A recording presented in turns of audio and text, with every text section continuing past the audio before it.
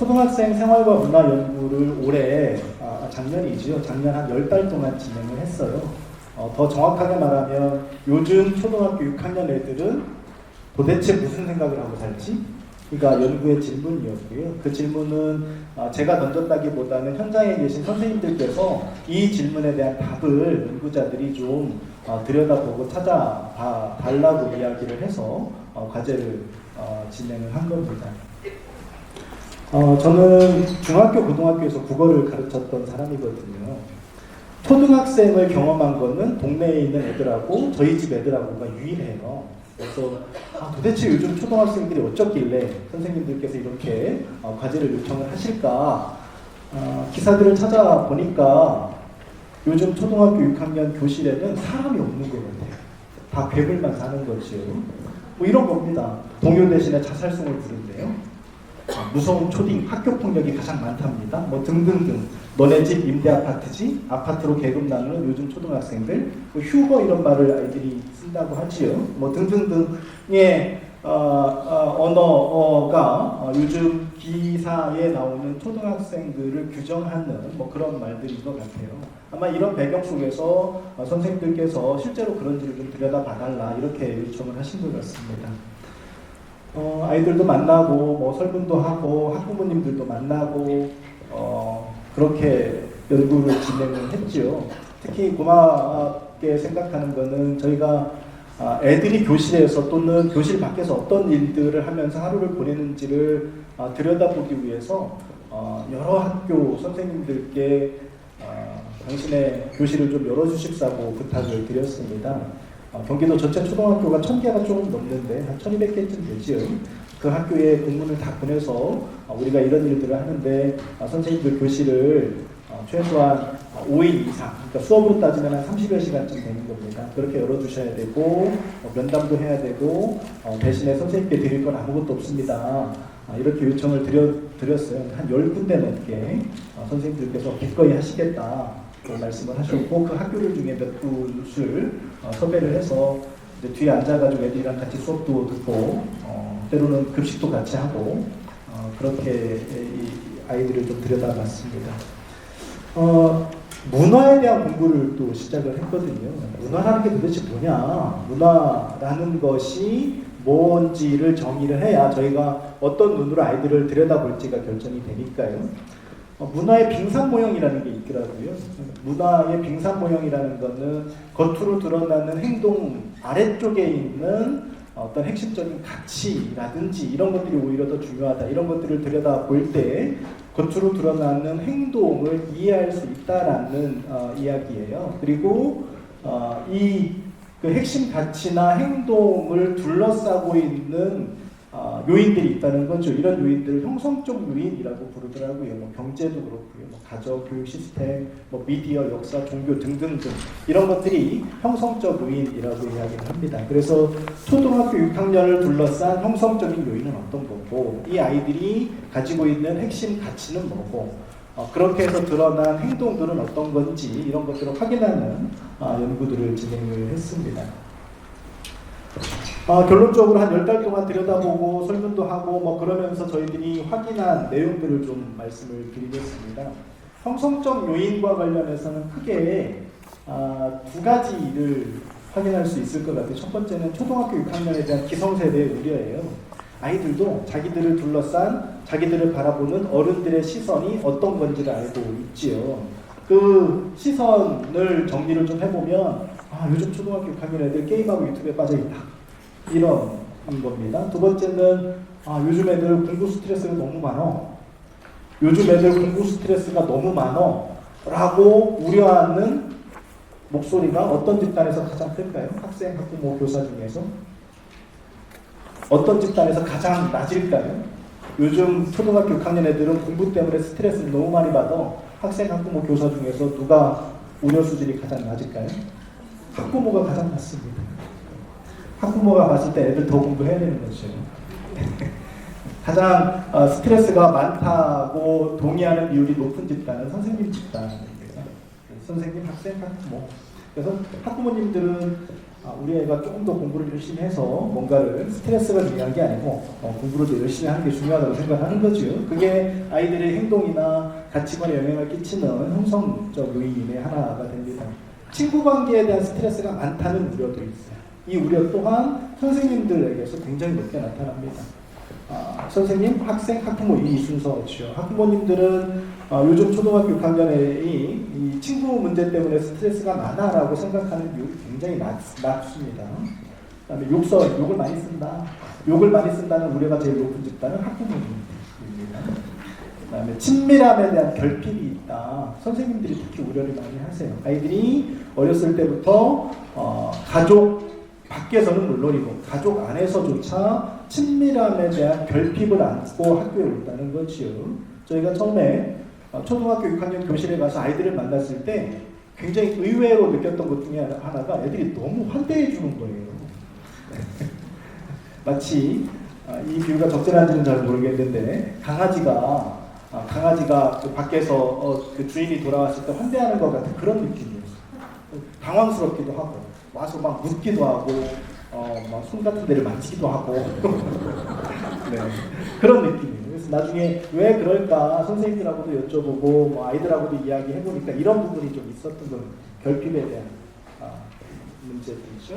관종, 차별, 혐오 이런 것들이 나타난다는 우려를 어른들이 가지고 계십니다. 이런 것들이 이제 초등학교 6학년 아이들을 둘러싼 형성적인 요인인 거죠. 이런 형성적 요인이 지역별로 조금씩 다르다는 게 중요한 것 같아요. 그러니까 저희가 설문조사를 할 때도 그렇고 학교를 선정할 때도 그렇고 사회경제적인 배경, 뭐 쉽게 말하면 잘 사는 동네와 그렇지 않은 동네를 비교하는 방식으로 설문도 했고 면담도 했고 관찰도 했고 그렇게 했습니다. 예를 들면 초6에 대한 우려 중에서 게임과 유튜브 문제 또 공부에 대한 스트레스 문제는 좀 잘 사는 지역에서 더 높게 나타납니다. 반면에 다른 항목들 예를 들면 친구 관계와 관련된 거, 욕설, 뭐 친밀함에 대한 결핍, 차별 혐오 뭐 이런 것에 대한 우려는 사회경제적인 배경이 좀 열악한 지역에서 훨씬 더 높게 나타난다는 거죠.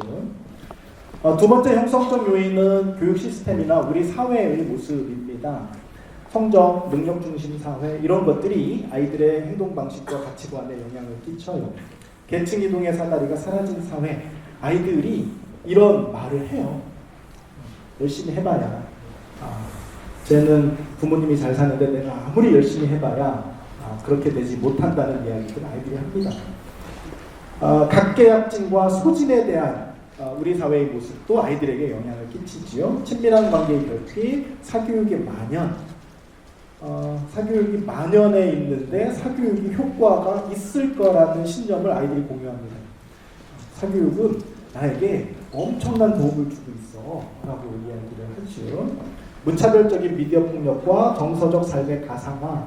정서적 삶의 가상화는 저희 원장님께서 쓰시는 용어이기도 한데 뭐 아이들뿐만 아니라 어른들의 삶도 이미 가상화되어 있지요. 희노애락을 가상세계 속에서 느낍니다. 저는 모정을 저희 어머니에 대한 모정을 동백꽃 필무렵을 보면서 느낍니다. 저희 어머니하고 전화할 때는 짜증이 납니다. 훨씬 더 비루하고 훨씬 더 관심을 기울여야 될 현실 세계 속에서는 희노애락을 느끼지 못하고 오히려 가상 세계 속에서 희노애락을 느낍니다. 아이들은 훨씬 더 심각하다고 얘기하기는 좀 그렇고 훨씬 더 그 경향이 좀 높게 나타나는 것이요. 혁신교육의 확산, 아이들을 둘러싼 형성적 요인 중에서 굉장히 중요한 요인입니다.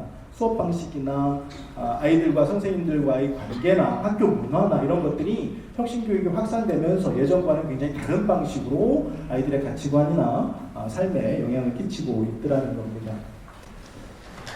이런 형성적 요인에 의해서 나타난 아이들의 표면 문화, 겉으로 관찰되는 문화들을 좀 보면 첫 번째는 늦게 자고 늦게 일어납니다. 저희가 5년 전에 조사한 데이터가 있거든요. 5년 전에 조사한 초등학교 6학년 데이터가 있는데 그 데이터하고 요번에 스크린이 꺼졌네요. 요번에 저희가 설문을 통해서 확인한 데이터를 비교를 해봤더니 애들이 5년 전보다 늦게 잡니다. 그리고 늦게 일어납니다. 9시 등교의 영향 때문이라고도 볼 수 있고 사교육의 영향 때문이라고도 볼 수 있을 겁니다. 애들이 학원에 가는 거는 어렸을 때부터 익숙해져 있어요. 학원은 그냥 의뢰껏 가는 겁니다. 학원 가는 것 자체에 대한 스트레스는 별로 없어요. 오히려 학원 안 가는 것에 대한 불안이 훨씬 더 큽니다. 애들을 힘들게 하는 건 뭐냐면 숙제입니다. 학원 숙제. 숙제 때문에 미치겠다는 겁니다. 특히 잘 사는 지역에서는 한 2년, 3년 정도의 선행을 하더라고요. 그리고 그렇게 해서 배운 것들을 집에서 이제 과제로 내는 거죠. 숙제하는 데 한 3시간씩 쓰는 일이 다반사니까 그것 때문에 늦게 자는 일들이 굉장히 많다. 아침 식사를 안 하는 학생의 비율이 5년 전보다 늘어났어요. 그러니까 9시 등교를 하면서 처음에 한 1, 2년 정도는 아침 식사하는 학생의 비율이 높아졌거든요. 근데 시간이 좀 지나면서 보니까 늦게 일어나는 대신에 아침 식사도 안 먹고 그런 애들이 늘어났다는 거죠. 부모님들의 삶의 변화도 있을 거고 여러 요인들이 영향을 끼쳤을 것 같아요. 잘 사는 지역일수록 사교육으로 인한 학업 부담이 심하지만 사교육이 긍정적인 효과를 갖는다는 믿음이 팽배해있다. 오히려 학원 안 다니는 것에 대한 불안이 훨씬 더 큽니다. 학원에 대한 만족도는 이 비율로 대양 얘기하면 90% 이상인 거예요. 내 삶을 도와주는데 학원이 굉장히 중요한 역할을 한다라고 생각들을 하지요. 사회경제적 조건이 열악한 지역에서는 여유 시간이 많아요. 학원을 안 가는 친구들도 많고 그러니까요. 여유 시간이 많은데 여유 시간의 상당 부분을 스마트폰이나 유튜브 시청에 투자합니다. 학원에 가지 않는 시간을 아이들이 유튜브나 스마트폰을 보면서 보내고 있다는 거고요. 사회경제적 조건이 열악할수록 가정 내에서의 결핍과 갈등이 심합니다. 이런 문제들이 좀 있었고 학교생활 수업 시간에 집중한다고 얘기합니다. 애들 설문조사 하면 나 수업 시간에 굉장히 집중을 잘해 라고 응답을 해요. 근데 실제로 가서 이렇게 들여다봤더니 궁금한 걸 물어보는 애들은 굉장히 적어요. 묻는 것에 답하는 애들은 되게 많은데 자기가 궁금한 것을 물어보는 일들은 굉장히 적다. 그러니까 대답은 많은데 질문은 별로 없는 그런 모습인 거죠. 모둠 활동 되게 많아졌어요. 모둠 활동이 굉장히 많아진 것이 긍정적인 변화를 가져온 것은 틀림이 없는데 가서 이렇게 들여다보면 협력이 아니라 분업의 방식으로 모둠 활동이 이루어지는 경우들이 되게 많은 것 같아요. 그러니까 예전과는 다르게 예전에는 선생님이 모둠 활동이 일반화되지 않은 조건에서 모둠 활동을 하는 선생님들은 굉장히 꼼꼼한 기획과 준비 속에서 모둠 활동이 이루어졌거든요. 근데 지금은 교과서에 다 있어요. 내가 굳이 준비하지 않더라도 교과서에 있는 대로 하면 모둠 활동이 되는 방식이에요. 그러다 보니까 기계적인 분업 이런 것들이 모둠 활동으로 이루어지더라는 거고요. 동료와의 협업에 소극적이고 나아가서는 남혐, 여혐을 부추겨요. 모둠 활동을 하면서 남자애들은 여자애들을 혐오하기보다는 어려워하고 두려워하지. 여자애들은 남자애들을 혐오하고 그런 감정들이 좀 드러나기도 했어요. 유튜브 활용한 수업이 굉장히 많은데 이 유튜브 활용한 수업이 아이들에게는 단순한 재미를 기준으로 소비되는 방식으로 진행이 되더라는 거고요. 수업 참여를 높이기 위한 교사의 전략, 보상과 처벌 이런 것들에 대해서 아이들이 굉장히 적극적으로 응원한다 이런 겁니다. 소외된 학생과 그룹의 리더 역할을 하는 학생들이 모두 존재하더라는 얘기고요. 그 이면을 좀 들여다보면 공통적으로 성적을 척도로 한 능력주의가 아이들의 신념 체계 속에 자리 잡고 있어요. 공부 못하면 인생 망했다. 이런 얘기들을 아이들이 합니다. 돈은 되게 중요한 거라고 생각합니다. 삶의 대부분을 결정한다고 생각합니다. 어떻게 하면 돈을 벌 수 있을까에 대한 방법이 잘 사는 지역과 어려운 지역이 굉장히 달라요. 잘 사는 지역은 돈을 그러니까 돈이 많은 사람이 주변에 있어요. 그 사람처럼 하면 돼요. 어려운 지역에 살고 있는 애들에게 어떻게 하면 돈을 많이 벌 수 있을까? 로또 얘기해요. 돈 벌어서 뭐 할래? 빚 갚을래요? 라고 해요. 그러니까 굉장히 다른 삶을 살고 있는 거죠. 성별에 따른 차별의 경험, 혐오의 감정을 가지고 있다. 다행스러운 건 기성세대보다 훨씬 더 이타적이고 분배적인 평등관을 가지고 있어요. 저희가 설문 문항으로 선생님들도 한번 해보세요. 집에 가서 내가 1,000만 원을 나눠줄 수 있는데 의사, 간호사, 청소부 3명한테 1,000만 원을 나눠준다고 한번 해보세요. 그럴 때 각각 얼마씩 나눠줄까? 의사한테 얼마 주고 간호사에게 얼마 주고 청소부에게 얼마 줄까. 어른들은 대략 학부모나 선생님들에게도 설문을 했거든요. 어른들은 일단 반을 딱 뗍니다. 반을 떼서 의사를 주고 나머지 반을 가지고 뭐 3대2로 나누거나 뭐 4대1로 나누거나 이렇게 나눠요. 아이들은 훨씬 더 분배적인 평등관을 가지고 있더라는 겁니다. 성적에 따른 차이들이 있어요. 네, 그러겠습니다. 제 앞에 루즈 타임이 좀 있어요. 성적에 따른 차이들이 좀 있고요. 성적이 낮은 아이들은 이생망이라는 말 아시지요? 이번 생은 망했다. 뭐 그렇게 극단적으로 표현하지는 않지만 그런 생각들을 가지고 있고요. 사회경제적인 배경에 따라서 굉장히 좀 중요한 차이들이 있어요. 그러니까 사회경제적으로 좀 열악한 지역은 관계에 대한 문제가 아이들의 핵심 문제입니다. 남는 시간이 많으니까 그 남는 시간을 나와 같이 보낼 누군가가 있는가 없는가가 굉장히 중요해요. 그래서 가면 쓰고 아이 동료를 대하고 가면 쓰고 선생님을 대하고 하는 모습들이 열악한 지역에서 더 강하게 나타난다. 이런 것들을 좀 확인할 수가 있었습니다. 연구를 마무리하면서 머리가 좀 복잡했고요. 머리가 좀 복잡했고 답을 못 주니까 더 복잡한 거죠. 요즘 애들이 문제는 세상이 문제지만 애들을 욕할 수 있는가, 과연 어른으로서 뭐 이런 얘기들. 학교는 아이들에게 비비던덕의 역할을 충분히 해주고 있는가, 또 내가 만나는 아이들은 남의 애인가 내 애인가, 뭐 이런 고민들이 연구 마지막에 남아 있었던 그런 질문들입니다. 남은 이야기는 이따가 추가로 좀 논의했으면 좋겠습니다. 감사드립니다.